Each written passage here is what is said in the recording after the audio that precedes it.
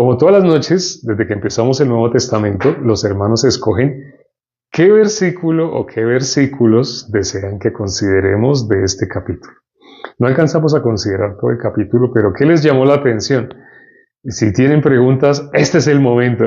¿Qué preguntas sobre qué? Alguien dice que el 19, David.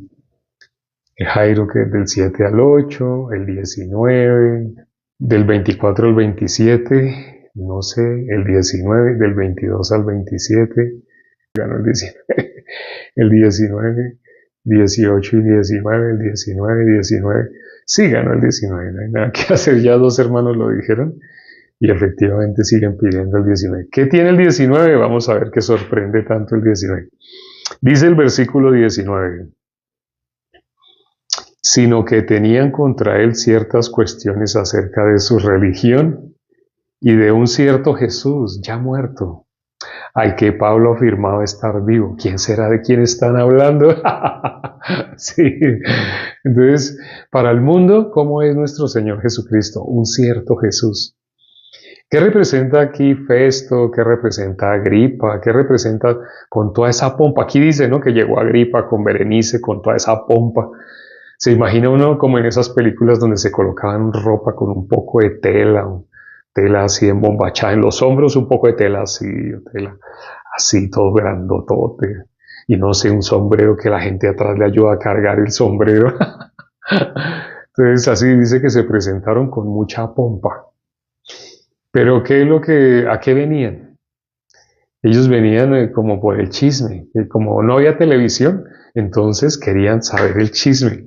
¿Qué es lo que se habla de este Pablo, que como leímos ahorita en el versículo 19, que le acusan de cosas de la religión de ellos? La religión de ellos son cosas religiosas. El mundo cómo ve las cosas de Dios. Ciertamente, y es triste, han habido muchas religiones, doctrinas, que lo que han transmitido ha sido en detrimento de que las personas quieran conocer a Dios. Muchas personas sin conocer la Biblia han decidido ser ateos. ¿Qué característica tienen? Pregunto, ¿qué característica tienen muchos de los que se hacen llamar ateos? ¿Qué característica normalmente tienen? Pregunto, iniciamos con una pregunta. Normalmente cuando una persona dice que es atea, ¿qué característica tiene? Pregunta. ¿O por qué se hicieron ateos? ¿Tiene padres pastores? ¿Niegan la Biblia? ¿Se creen buenos? ¿Tienen padres religiosos? ¿Su corazón se cierra? ¿Están enojados? ¿Tienen furia? Algo le hicieron cuando niños, algo le hicieron. ¿Creen en sí mismos? ¿Desarrollan una confianza en sí mismos? ¿Tienen padres religiosos? ¿Salieron de una religión? ¿Necios? ¿Confían en sí mismos? Sí, efectivamente lo que han escrito los hermanos, se leyeron la Biblia sin tener, no, ni siquiera la leyeron. Confían mucho en sí mismos, se creen inteligentes, creen en sí mismos, creen que hay un Dios, pero lo niegan, no creen en lo que ven, no creen en lo que no ven, no creen en lo que no ven. Creen más en la ciencia y la tecnología, niegan el poder de Dios. Creen en la ciencia, tienen mucho conocimiento, se creen más buenos que Dios, tienen traumas, profesan ser sabios por los religiosos, no les importa. Sí, eso, lo que escribieron los hermanos tienen toda la razón. Efectivamente, la mayoría de las personas que se hacen llamar ateas tienen algo en común. Han sido de hogares, se sienten seguros, no reconocen a Dios. No se sienten seguros. Realmente sienten ira. Dice la Biblia que en la ira no obra la justicia de Dios. Así dice, ¿no? Así dice la Biblia, en la ira del hombre no obra la justicia de Dios. Muchos de los que se hacen ateos vienen, como dijeron los hermanos, de hogares religiosos. Generalmente tienen padres que son pastores, líderes de congregaciones, y desde niños. Yo conocí un caso particular de un morenito, un señor de piel totalmente oscura, que vive en la costa pacífica de Colombia, donde los terremotos han sacudido más fuertemente. Y él escuchó el Evangelio, pudo creer el Evangelio. Y él nos contaba a todos cómo cuando él no había escuchado el Evangelio, la esposa lloraba y la esposa decía, ¿hasta cuándo? ¿Hasta cuándo? Porque ellos se levantaban, todos los días se levantaban a las 3 de la mañana. y hacían largas oraciones, hacían guerra espiritual, leían la Biblia, hacían una cosa, hacían la otra. Ellos estaban agotados, estaban agotados. ¿Y qué creen que pasaba al día siguiente? Sentían que todavía les hacía falta y llevaban años en ese ritmo de vida. Entonces, cuando ellos escucharon el Evangelio, ¿qué es el Evangelio? Para quienes llegaron y no conocen, lo vamos a resumir. El apóstol Pablo en 1 Corintios capítulo 15, en el versículo 1 dice, además os declaro el Evangelio que os he predicado. Ahí uno presta los oídos. ¿Cómo? En el cual si creísteis, sos salvos. Si no, creísteis en vano. Y luego en el versículo 3 dice, eso es lo que yo primeramente os he enseñado, que Cristo murió por nuestros pecados conforme a las Escrituras. Ese es el Evangelio, se puede resumir en una frase. Lo voy a decir en menos de un segundo. Voy a decir el Evangelio en menos de un segundo. Cristo murió por nuestros pecados. Ese es el Evangelio. Lo dije súper resumido. En un segundo se puede decir que es el Evangelio. Pero para que una persona lo crea, a veces pueden pasar años. Hay un hermano, ustedes conocen al hermano Leonel. Él estuvo 3 años, desde el 2022. ¿Y cuándo pudo creer? En el 2022, 2023, 2024, en diciembre del 2024. Creo que fue en diciembre del 2024, que 3 años escuchando. Eso que dije en un segundo, casi nadie lo puede creer, todo el mundo lo puede entender. Entonces le decimos, tú tenías una deuda, ¿cierto? Sí. ¿Qué deuda tenías que te impedía ir al reino de los cielos? El pecado. Uno con pecado no puede ir al reino de los cielos. Tienes razón. Así con muchas personas que hablo, sí, exacto, con pecado nadie. Ahora, ¿esa deuda ya la pagó alguien? Sí, mi Señor Jesucristo la pagó, gloria a Dios. ¿Qué deuda fue la que pagó? El pecado, Él vino a morir por nuestros pecados. Ese es el Evangelio. ¿Tú eres pecador? Sí. Algo está raro, ¿no? Dice que ya alguien pagó esa deuda que él tenía. ¿Qué deuda tenía? El pecado. Era la deuda que teníamos ante Dios. ¿Contra quién habíamos pecado? Contra ti, solo contra ti he pecado. Contra Dios habíamos pecado. Pero Jesús vino a solucionar el problema del pecado. Él cargó todos nuestros pecados tras sus espaldas. Lo dice la Biblia, está en el Antiguo Testamento, está en el Nuevo Testamento. La Biblia dice que Él nos lavó de todos nuestros pecados. Pero lo sorprendente, las personas siguen diciendo, somos pecadores. Para que una persona diga que es pecadora, ¿qué es lo que está mirando? En la Biblia dice, los que son nacidos de la carne, carne son. Lo que es nacido del Espíritu, Espíritu es. Lo que es nacido de la carne, carne es. Lo dijo nuestro Señor Jesucristo. Lo que es nacido de la carne, carne es. Lo que es nacido del Espíritu, Espíritu es. ¿Y cómo lo dijo el apóstol Pablo? Romanos 8:5. Los que son de la carne piensan en las cosas de la carne. Para que una persona diga que es pecadora, ¿lo está diciendo en su espíritu? No, si dice que es pecadora, lo está diciendo en su carne. Si hablara las cosas que son espirituales, Cristo, el Evangelio, mencionaría en el Evangelio, Cristo murió por nuestros pecados. Pero no mencionan, no lo creen. Saben que Cristo murió por sus pecados, pero creen que todavía el pecado está en ellos. Entonces, al fin, ¿qué? ¿Cristo quitó el pecado o no lo quitó? Aquí hemos simbolizado con algunas cosas, por ejemplo, con esta agenda, que una agendita. Si digamos que este era ¿el pecado dónde estaba? En nosotros, ¿no? El pecado estaba acá. Entonces, así estaba el pecado. Nosotros, ¿cómo nacimos? Por cuanto todos pecaron, todos están destituidos de la gloria de Dios. No teníamos opción para ir al cielo. Estábamos ¿cómo? Destituidos. ¿Eso qué significa? ¿El pecado qué significa? Estábamos destituidos de la gloria de Dios. Pero ¿qué hizo nuestro Señor Jesucristo? Dice que Dios, en Isaías 53:6, dice que Dios cargó sobre Él. Cargó sobre Jesús. Las palabras que yo os he hablado son espíritu y son vida. Cargó sobre nuestro Señor Jesucristo el pecado de todos nosotros. ¿Dónde lo cargó? En nuestro Señor Jesucristo. Mire. Ya no está en nosotros. Lo hemos hecho graficado. Nos hace falta hacer muñequitos de plastilina. Jesús murió por nuestros pecados. Jesús se llevó todos nuestros pecados. Pero aunque lo hemos hecho de una manera, de la otra, no sé si me tengo que poner un ping-pong en la nariz y decir, amiguitos, Cristo murió por tus pecados. No sé qué tenemos que hacer, qué nos falta hacer para transmitir de una manera seria, riéndonos, de pronto normal. De muchas maneras hemos transmitido que Cristo murió por nuestros pecados. Y la gente que dice, sí, pero todavía el pecado está en nosotros. Dejen de mirar su carne, no sigan mirando su carne. Para que una persona diga que es pecadora, no está hablando de él, está hablando de su carne. Dijo el apóstol Pablo, espero que se les quede esta frase. El apóstol Pablo dijo, ya no soy yo quien hace aquello. ¿Cómo así? En unos versículos parece que dijera el apóstol Pablo que él es pecador. Habló de Romanos 7. En Romanos 7 pareciera que él dijera que él es pecador. Pareciera, ¿no? Pero en otros versículos dice, ya no soy yo quien hace aquello. Entonces, si es el apóstol Pablo o no es, hay dos cosas que son totalmente diferentes. Lo que es de la carne, los que son de la carne, piensan en las cosas de la carne. Por eso una persona mirando su carne, ¿qué va a decir? Vamos a ser y no podemos dejar de ser. Ay, ¿sabe qué tiene que mirar una persona? Y pregunto, hago esta pregunta, ¿qué tiene que mirar una persona que está en su carne? Una persona, los que son de la carne, ¿qué es lo que miran para decir que son pecadores? Los que están en la carne, ¿qué miran para decir que son pecadores? ¿Qué miran? ¿Qué mira una persona que es de la carne? Los que son de la carne piensan en las cosas de la carne.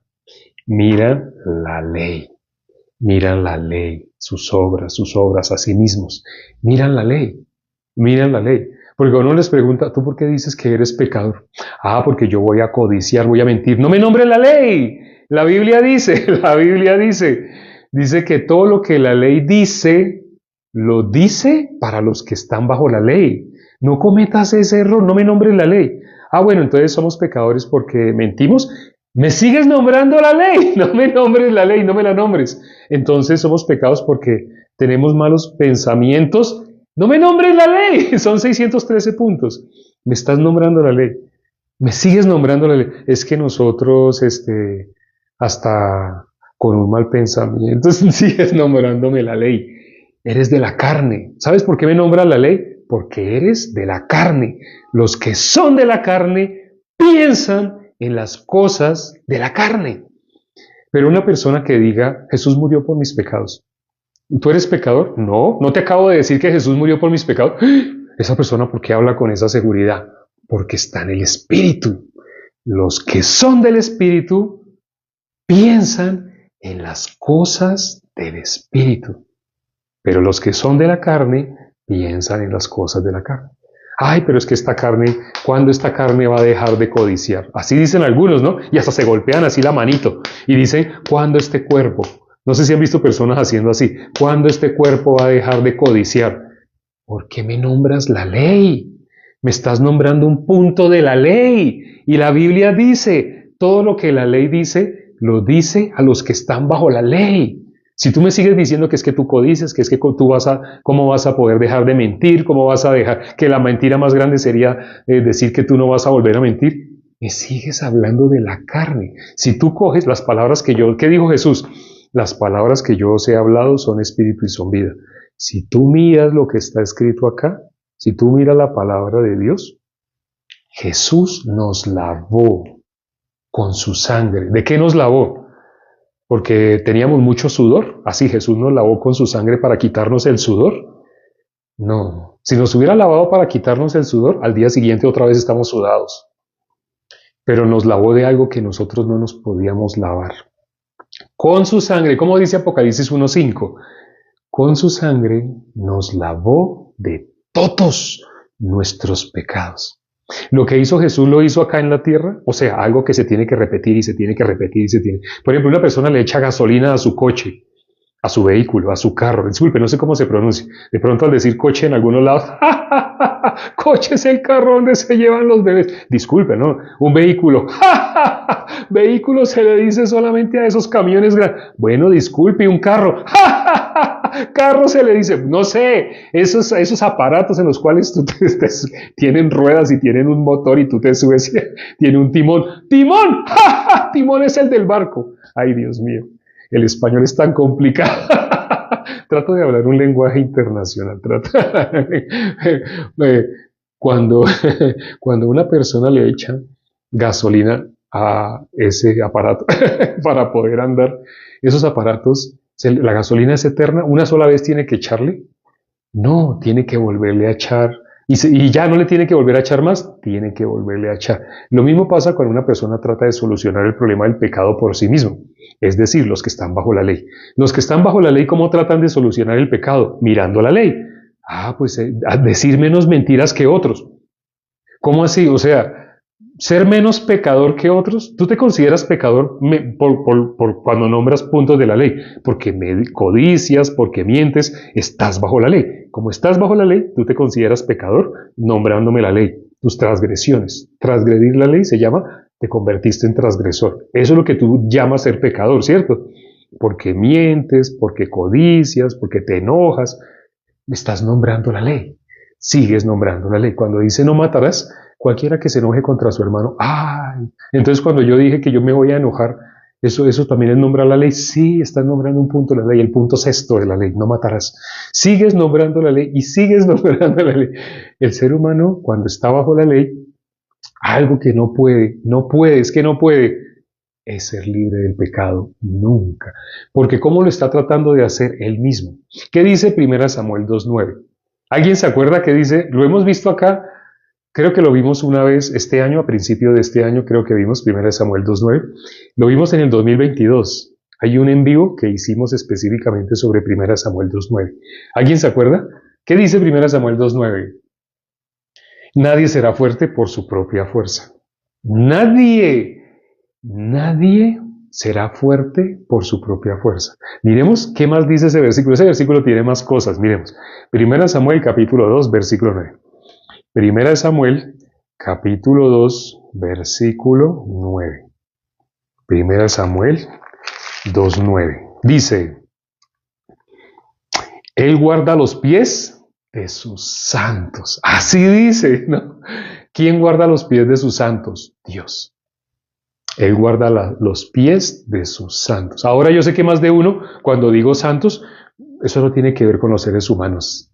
El apóstol Pablo llamaba santos a los miembros de la iglesia. El apóstol Pablo. Cuando ustedes leen Colosenses capítulo 1, versículo 2, él dice a los santos que están en Colosas. Cuando él hizo la epístola para los colosenses, para los que están en Colosas, él dice a los santos que están en Colosas, a los santos y fieles hermanos que están en Colosas. ¿Cómo llama el apóstol Pablo a los miembros de la iglesia? Santos. Y te puedo mostrar por qué ellos son santos. No es que ellos están tratando de alcanzar la santidad. Según la Biblia, no. Según tu carne, sí. Los que son de la carne piensan en las cosas de la carne. Pero según la palabra de Dios, ya nos santificó. Y dice, el versículo donde dice que nos santificó, dice, una vez para siempre. Lo que Jesús hizo con el pecado de nosotros fue una vez y para siempre. Estamos leyendo el versículo 9 de 1 Samuel 2, que dice, Él guarda los pies de sus santos. Mas los impíos perecerán. ¿Qué es lo contrario a los santos? Los impíos. Aquí hace un contraste, ¿no? Dice santos y dice impíos. Los coloco haciendo una división. Aquí estoy haciendo una división por toda la mitad.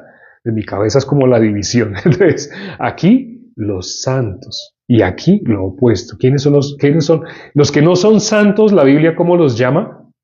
¿Cómo llama? Impíos. Este versículo dice los impíos. Tú le preguntas a tu tío que es pastor, tú le dices, tío, ¿tú eres santo? Él se va a reír y va a decir, mi hijo, nadie es santo. Ay, tío, tengo una noticia. Hay un versículo, ahorita que tú dijiste que tú no eres santo, tú dijiste todos, pero no, habla por ti, porque la Biblia habla de que sí hay santos. Entonces tú dices que no eres santo tú, pero ¿sabes que la Biblia cómo llama por no ser santo? Tú eres impío. Así dice la Biblia. ¿Qué eres tú al decir que no eres santo? Entonces tú eres impío. Aquí dice, mas los impíos perecerán en tinieblas. Él guarda los pies de sus santos, mas los impíos. Una clase de antónimos. Antónimo, una clase de antónimos. ¿Qué es lo contrario de alto? Bajito. ¿Qué es lo contrario de gordo? Flaco. ¿Qué es lo contrario de fuerte? Débil. ¿Qué es lo contrario de feo? Bonito. ¿Qué es lo contrario de malo? Bueno. ¿Qué es lo contrario de santo? Lo acabamos de ver. Primera de Samuel, capítulo 2, versículo 9. Lo contrario de santo es impío. Lo leímos, ¿no? Lo estamos leyendo. Lo contrario de santo es impío. Y pregunta, contesta, no es necesario que lo contestes ahorita, lo contestas para ti mismo. ¿Tú eres santo? Si tú piensas, no. Si tú piensas así, pues que es tan difícil decir. Si tú piensas que no eres santo, déjame decirte algo. Eres impío. Según lo que dice la Biblia, eres impío. ¿Querías una definición de impío? Pregúntale a alguien, ¿tú eres santo? La persona te dice, no, estás hablando con un impío. ¿Y la Biblia qué dice del impío? Para que un impío se pueda volver a Dios, hago esta pregunta. Sé que hay hermanos que sí saben la respuesta, tal vez unos 3 hermanos saben cuál es la respuesta. Para que un impío se pueda volver a Dios, ¿qué tiene que hacer? ¿Qué tiene que hacer un impío para poderse volver a Dios? Para que diga impío significa nada que ver con Dios. Ese no tiene nada que ver con Dios. Dejar sus pensamientos, dejar su camino, dejar sus pensamientos. Uy, no solo 3, había un montón de hermanos. Vamos a mirar Isaías, nos queda tiempito, vamos a mirar Isaías 55, versículo 7. Isaías 55, 7, ¿qué dice? Isaías capítulo 55, versículo 7. Deje el impío su camino. Así dice. ¿Qué más tiene que dejar? Sus pensamientos. ¿Y qué dice después? Y vuélvase a Jehová. Para que una persona se pueda volver a Dios, tiene que ser santo. La persona que deja su pensamiento, que deja sus caminos, o como lo dijeron algunos hermanos, niéguese a sí mismo. La persona que deja sus caminos, sus pensamientos, se puede volver a Dios. Y si la persona se vuelve a Dios, ¿qué es lo que resulta creyendo? El Evangelio, que Cristo murió por nuestros pecados. Hoy el versículo que los hermanos pidieron que leyéramos está en Hechos capítulo 24, yo puse una cintica por acá, Hechos capítulo 24, el versículo 19, no fue el 19, sí, sino que tenían contra él ciertas cuestiones acerca de su religión. Las personas que estaban indagando, que estaban protestando contra el apóstol Pablo, en especial estos gobernantes, estos políticos, hay unas cosas ahí religiosas. Las personas entre más se creen inteligentes, más menosprecian las cosas de Dios. Hay algo acerca de su religión, de un tal Jesús, que dice que ya murió, pero que Pablo dice que está vivo. ¿Qué es lo que estaba hablando Pablo? La obra que hizo nuestro Señor Jesucristo. Él murió por nuestros pecados, pero resucitó. ¿Y para qué resucitó? Romanos 4:25. No se les olvide este versículo. Jesús resucitó para nuestra justificación. ¿Qué cosa mató a nuestro Señor Jesucristo?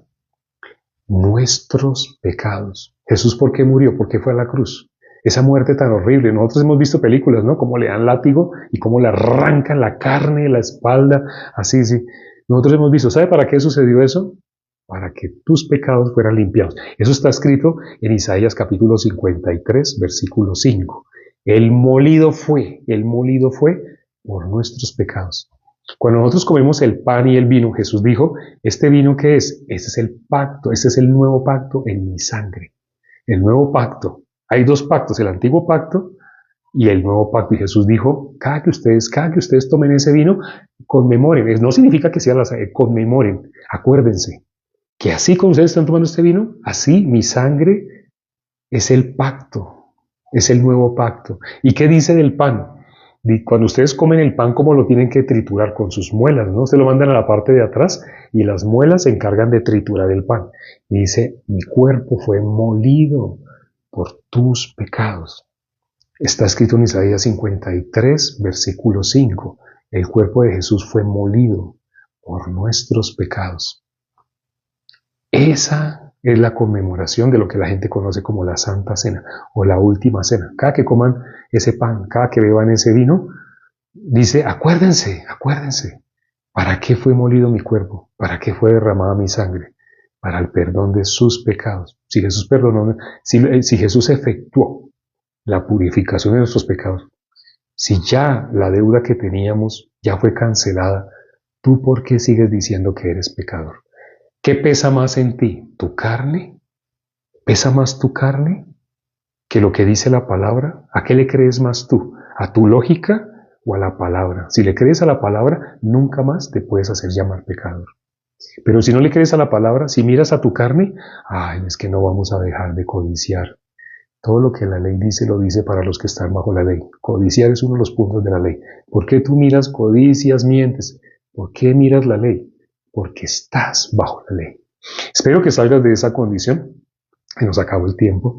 Todos los días por 30 minuticos estamos considerando un capítulo. El de hoy fue el capítulo 24 de Hechos, preciso hablando de nuestro Señor Jesucristo, quien resucitó para hacernos justos. Y el apóstol Pablo, ¿qué decía ahí? Que él resucitó. Pero ¿qué decía ese rey, ese gobernador? Que murió. La gente dice que él murió. Hasta ahí conocían. Pero el apóstol Pablo conocía algo más. Él resucitó. Es más, me ha hablado directamente. El apóstol Pablo fue testigo, fue elegido por nuestro Señor Jesucristo para ser el reemplazo de Judas. No fue Matías, no. Ya eso lo hemos explicado y se nos acabó el tiempo. Si quieren saber más y si tienen preguntas, ahorita después de orar vamos a mostrar de qué manera nos pueden hacer preguntas. Vamos a orar. Padre, gracias por este tiempo que nos permites para considerar tu palabra. Gracias por los hermanos, por las personas que se conectaron el día de hoy, los invitados, aquellos a quienes les llegó la invitación y la aceptaron para escuchar la predicación del Evangelio. Aquí tenemos un solo fin. Todos los días únicamente predicamos el Evangelio. Una persona no puede valorar el Evangelio si no se da cuenta que estaba separado de Dios. Permite que las personas que se conectaron el día de hoy y que no han creído el Evangelio se den cuenta qué es lo que merecen. Puedan ver, como el hijo pródigo, cuando en la Biblia dice que él volviendo en sí, cuando él se dio cuenta qué es lo que él merecía. El verdadero arrepentimiento lo experimentó en el hijo pródigo. Ahí se ve claramente cuál es el verdadero arrepentimiento. Él se dio cuenta de lo que él era. Él dijo, no soy digno de ser llamado tu hijo. Pero cuando él tuvo ese corazón, el Padre lo recibió con los brazos abiertos. Y no solamente lo tenía en el corazón, sino que lo dijo, no soy digno. Y dice que el Padre sacó el mejor vestido, el mejor anillo, mató al becerro gordo. La obra de nuestro Señor Jesucristo, el Evangelio. Dios envió a su Hijo unigénito, a morir por nosotros y convertirnos en hijos suyos. Es decir, ahora nuestro Señor Jesucristo es el primogénito, porque ahora nosotros somos sus hermanos. Esto para el mundo es una locura, pero está escrito en la Biblia. Gracias, Padre, por esta sabiduría, por estas palabras. Permite que las personas que se conectaron lo puedan creer. Te lo pedimos y hemos orado en el nombre de nuestro Señor Jesucristo. Amén. Gracias a Dios por la palabra del día de hoy. Y ahora sí, dice la Biblia, hágase todo decentemente y con orden. Ahorita estábamos en una predicación pues yo no leo las preguntas, a menos que yo haya hecho una pregunta y mire las respuestas. Pero ahora sí viene el momento de que ustedes hagan preguntas. Como dice la Biblia, hágase todo decentemente y con orden. Ustedes me escucharon ahora media hora, entonces lo más justo es que yo los tenga que escuchar a ustedes. Si quieren hacer preguntas, si algo no entendieron o si algo les parece contradictorio con algún versículo que ustedes se saben, no se queden con eso. Satanás engaña a través del mundo de los pensamientos. No se queden con lo primero que les llegue o lo que les suene más lógico, no. Hagan preguntas. Si tienen un corazón humilde, pregunten. Y este es el momento en el cual pueden preguntar. Carolina escribió de qué manera. Dice, pregunta al... Yo no puedo leer esas palabras porque soy creador de contenido. Donde yo lea eso que escribió Carolina, vea, este perfil lo pueden tumbar, yo no puedo pronunciar. Pero entonces ya que la hermana Carolina lo escribió, háganle caso a ella, hagan captura de pantalla, porque ya nos vamos a despedir y hagan sus preguntas. Cuando una persona no tiene interés en preguntar, sino quiere interrumpir, quiere molestar, quiere mostrar su doctrina, y sí, todavía la leo, bueno, no sé cuál sea tu... Entonces esa persona va a interrumpir y no va a preguntar. Ahora que tiene la oportunidad de preguntar, no preguntaría. Pero si tú realmente quieres hacer preguntas, si realmente quieres saber, Ahí se te está facilitando para que hagas tus preguntas. Hágase todo decentemente y con orden. Todo tiene su tiempo. Ya llegó el momento de que puedas hacer tus preguntas. Nos vemos mañana a las 7 de la mañana, hora de Colombia, y a las 9 de la noche, hora de Colombia. Uy, la batería se bajó mucho. Chao, chao, chao.